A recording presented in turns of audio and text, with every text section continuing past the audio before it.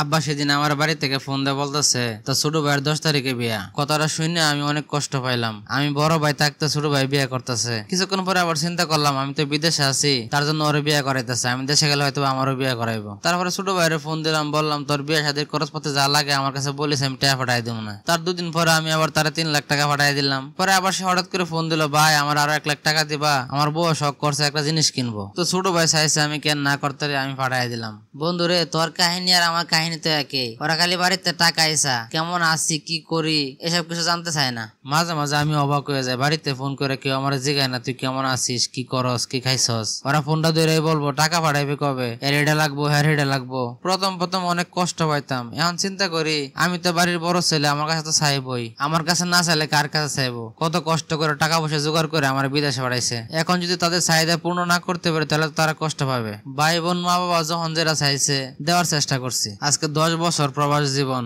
আব্বারে ফোন দিয়ে করলাম, আব্বা আমি দেশে আইতেছি। আব্বা আমার দমক দিয়ে বলতেছে দেশে এসে কি করবি। আমি বললাম দেশে এসে কি করবো, ব্যবসা বাণিজ্য করার চেষ্টা করবো। তোমাদের ছেড়ে আর দেশের বাইরে থাকতে ভালো লাগে না বাবা, তোমাদের দেখতে ইচ্ছা করে, তোমাদের সাথে থাকতে ইচ্ছা করে। ছোট ভাই বোনদের বিয়ে হয়ে গেল, তাদের বিয়ে থাকতে পারি নাই। আব্বা এখন আরো রাগ করে কইতাছে দেখতে ইচ্ছা করে তুই ভিডিও কল দে, দেখ দেশে এসে কি করবি। আর আমি একটা বাড়ি বানাইতেছি, তুই দেশে এসে বলে টাকা দিব কে। আব্বার এই কথাটা শোনার পরে আমার নিজের আর মানুষ বলে মনে হইলো না, মনে হয় আমি টাকা ছাপানোর মেশিন। আসলে মানুষ ঠিকই বলে প্রবাসীরা টাকার মেশিন, তাদেরকে কেউ মানুষ বলে মনে করে না। তার কয়েক মাস পর হঠাৎ করে কারোর কিছু না বললে বাড়ি চলে গেছে। বাড়ির লোকজন আমার দেখে খুশি হওয়ার পরিবর্তে আর কষ্ট পাইছে। দীর্ঘ 10টা বছর পরে দেশে গেছি, কই বাপ মা এসে আমারে জড়ায় ধরবো তা না করে তারা দূরে বসে রয়েছে। ছোট বোনের আবদার ছিল তার জামাইয়ের জন্য আইফোন আনতে, আমি আইফোন না কিনে কেন স্যামসাং নিছি, তার জন্য রাগ করে বসে রয়েছে। আমি তারে বললাম এই মোবাইলটা অনেক দামি ভালো, সে রাগ করে আমার উপরে মোবাইলটা ফালাই দেয়, বলে তোমার মোবাইল তুমি চালাও, আমার লাগবো না। ছোট ভাইও বলছিল তার বউ লাগে আইফোন আনতে পারে নাই, তার জন্য সেও রাগ করে বসে রয়েছে। ছোট ভাইরে কইলাম বাইরে এই একটা আইফোন কিনতে হইলে আমার 2 মাস কাজ করা লাগবো। ছোট ভাই রাগ করে বলতেছে তোমার কাছে কি এমন একটা জিনিস চাইছিল আমার বউ।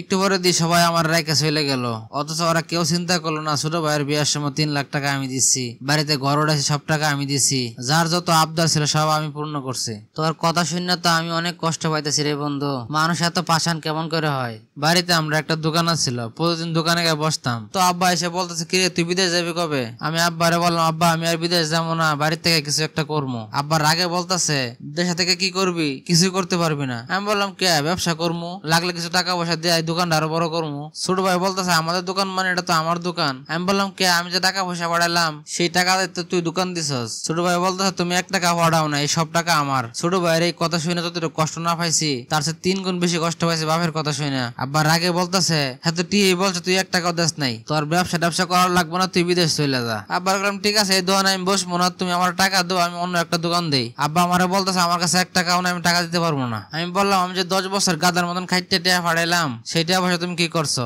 আব্বা বলতেছে খাওয়া পড়া করে এটা শেষ। আমি বললাম তাহলে তুমি যে বলছো জমি কিনছো আমার নামে, জমি কই। ছোট ভাই লাভ 2টা করতেছে হ্যাঁ তোমার জমি মানে এগুলো আমার আর আমার ছোট বোনের জমি, তোমার জমি করতে গেছেন আবার। আমি বললাম জমি তোর নামে সমস্যা নেই, কিছু জমি বেচে আমার টাকা পয়সা দিয়ে ব্যবসা করি। কয় না না তোমার 1 টাকাও দেওয়া দেবো না। নিজের রক্তের ভাই বোন জন্মদাতা বাবার ব্যবহার দেখিয়া আমি কাঁদতেও পারি না দোস্ত, জানোস ভিতরটা মনে হয় আমার সিরে ফাইরে আগুন দিয়ে পুড়ে যাইতেছে। সেদিন আমি বুঝে গেছি আমার আপন কেউ নাই। আবার যখন বিদেশ চলে এলাম তখন তারা বইলা এলাম তোমরা হয়তো ভাবতে পারো বিদেশের রাস্তায় টাকা পয়সা পড়ে থাকে, কিন্তু বিশ্বাস করো প্রবাসে টাকা কামানো যে কতটা কষ্ট এটা একমাত্র একজন প্রবাসী জানে। 20 ঘন্টা কাজ করার পরে বাসায় এসে আবার রান্না করে খাই। যে আমি জীবনে বাড়িতে থাকতে একটা কাজ করে নাই, সে আমি 50 কেজি ওজনের একটা সিমেন্টের বস্তা মাথায় নিয়ে 10 তলা 20 তলা উঠে পড়ি। তোমাদের জন্য এত কিছু করার পরে যদি তোমাদের মন পাইলাম না তাহলে এই দুনিয়ায় বেঁচে থাকতে আর তোমাদের কাছে আসবো না। আর আমি যদি মরেও যাই আমার লাশটা কোনো সময় আনার চেষ্টাও করবো না, আমি এই দেশে আর আসতে চাই না।